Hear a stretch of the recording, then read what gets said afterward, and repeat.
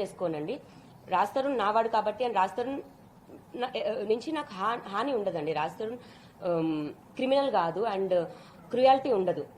ఎలాంటి వాడని నాకు తెలుసు. ఆ హక్కుతో నేను వెంటనే వెళ్ళిపోయాను. కానీ మస్తాన్ సాయి అలా కాదు. నా పైన 3 times అటాక్ చేశాడు.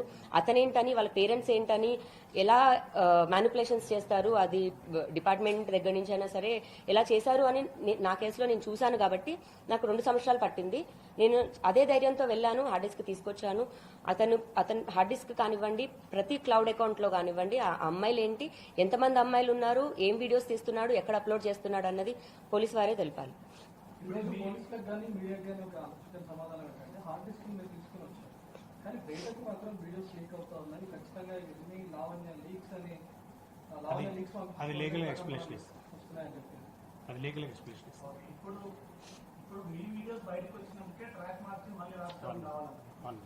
నా వీడియోస్ బహిరంగ ఉన్నాయని డే 1 చెప్పాను కదండి. మేము ఒకసారి మస్తాన్ పైన పెట్టిన కంప్లైంట్ లో ఇతను అమ్మాయిల వీడియోస్ తీస్తున్నాడు, 850 పైగా వీడియోలు తీశాడు, అందులో నావి కూడా ఉన్నాయి అని నేనే బహిరంగ చెప్పాను.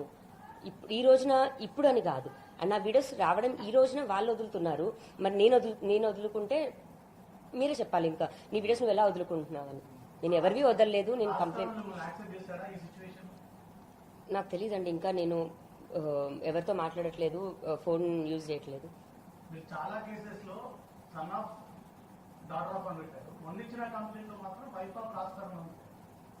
మీరు నేను రాజ్ తరుణ్ పైన ఇచ్చిన కంప్లైంట్ లో కూడా వైఫ్ ఆఫ్ రాజ్ తరుణ్ అని ఉంటున్నాను. మస్తాన్ సాయి యొక్క కంప్లైంట్ లో మాత్రమే రాజ్ ని మెన్షన్ చేయలేదు. ఎందుకంటే రాజ్ పర్సనల్ గా కోరాడు నన్ను ఇన్వాల్వ్ చేయొద్దు అని. ఎప్పుడు అతను ఉన్నది యాక్టర్ దాంట్లోని అండ్ రిలేటే లేదు, రాజ్ తరుణ్ సంబంధం లేని ఒక కేసులోని. అండ్ మేము పెళ్లి లీగల్ గా కూడా చేసుకోలేదు. రాజ్ని ఇన్వాల్వ్ చేయొద్దు అన్నప్పుడు రాజ్ని ఎలా పెట్టాలి అని ఒక్క కారణంతో రాజ్ది పెట్టలేదు.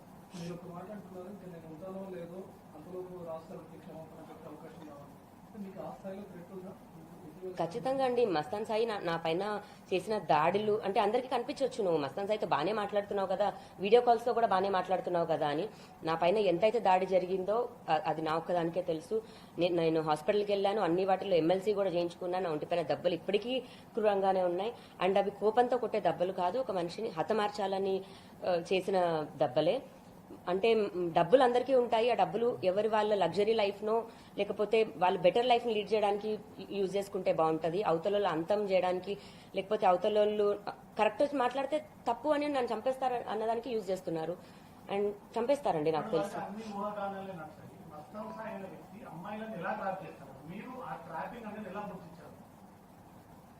నేను అదే అండి, నేను ఒక 18-20 ఏళ్ల వయసు ఉన్న అమ్మాయిని అంటే నేను గుర్తించలేకపోయేదాన్ని. అదే వాళ్ళ ట్రాప్ లో లాంగ్ రన్ నడిచేదాన్ని. ఆస్ట్రేలియాలో ఉన్న ఒక అమ్మాయి, ఇప్పుడు ఆమె వయసు 26, నా పైన కంప్లైంట్ పెట్టింది కాబట్టి నేను పేరు కూడా చెప్పదలుచుకోలేదు. ఇప్పుడు అమ్మాయి వయసు 26, కానీ 7 సంవత్సరాలుగా అమ్మాయి అదే ట్రాప్ లో అదే లూప్ లో ఉంది. ఎందుకంటే ఆమె వయసు అప్పుడు 18 కాబట్టి. ఇప్పుడు అడిక్షన్ అంటే అదే కదండి, మనం అలవాటు పడిపోతాము దాంట్లోంచి. అందులో ఉన్నామని కూడా మనకు తెలియదే అడిక్షన్. నాకు 32 years వచ్చేసరికి నా బ్రెయిన్కి నాకు అది అర్థమవుతుంది, దిస్ ఈజ్ నాట్ రైట్, ఇదని ఏం జరుగుతుందని. నేను సెల్ఫ్గా ఇన్వెస్టిగేట్ చేసుకున్నానండి. మీరు అనొచ్చి పోలీసులకు చెప్పొచ్చు అని 1.5 year బ్యాకే పోలీస్ స్టేషన్కి చెప్పాను. బట్ ఇది తెలంగాణ, అది గుంటూరు. గుంటూరులో నేను కేసు పెట్టినప్పుడు 20 మంది అటాక్ వచ్చారు, నువ్వు గుంటూరు ఎలా దాడతావు అని. నేను కేసుకి కానీ వాయిదాకి కానీ ఎలా వెళ్ళగలను నాకు ఇంత ప్రాణహాని ఉన్నప్పుడు. నేనే సెల్ఫ్ గా ఇన్వెస్టిగేట్ చేశాను. ఇతను చేస్తున్న ప్రతి క్రైమ్ యాప్స్ తో సహా ఇన్ డీటెయిల్డ్ పెట్టాను. ఇప్పుడు ఇవన్నీ డిజిటల్. ఇప్పుడు వాళ్ళ మమ్మీ డాడీ కానీ ఎవరైనా అనుకోవచ్చు. నేను అందరికీ చెప్తున్నాను, ఇది అంతా డిజిటల్ క్రైమ్ అండి, ఇందులో నుంచి ఎవరూ తప్పించుకోలేరు.